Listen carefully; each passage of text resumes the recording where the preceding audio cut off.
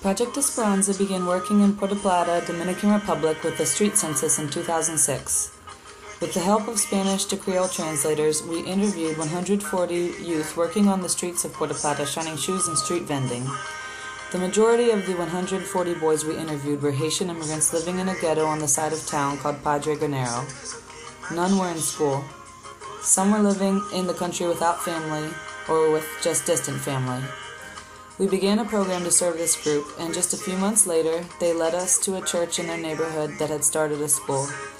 After being overwhelmed by the situation of kids working on the streets, the majority being from Padre Granero, we were eager to help this little school.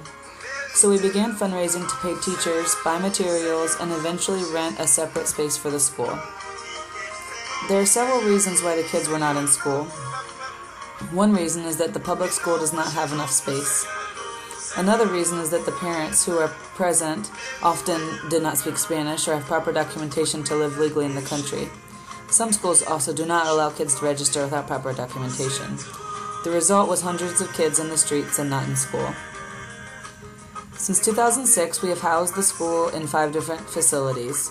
We love our current facility because it is in a quiet area and it has a large yard with a playground. But the landlord has sold it, so we will soon have to move the school somewhere else. The 2 rental choices we have found are 1, similarly priced but very cramped. With over 130 students, we can no longer squish into the normal 1-story house utilizing the living room as a classroom, and the noise is just too much. The second choice is more spacious, but more than twice what we are currently paying. We have found an ideal building to purchase. It is currently used as a carpentry shop.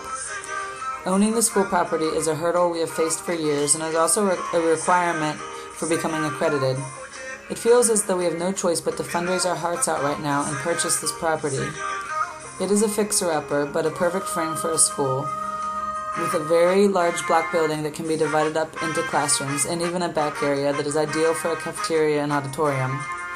It has plenty of yard space with a tall block wall surrounding the property. We need your help. We have made a little progress toward the goal, but still have a long way to go. Students in the school have been pitching in to help fundraise as well, but their opportunities are so limited.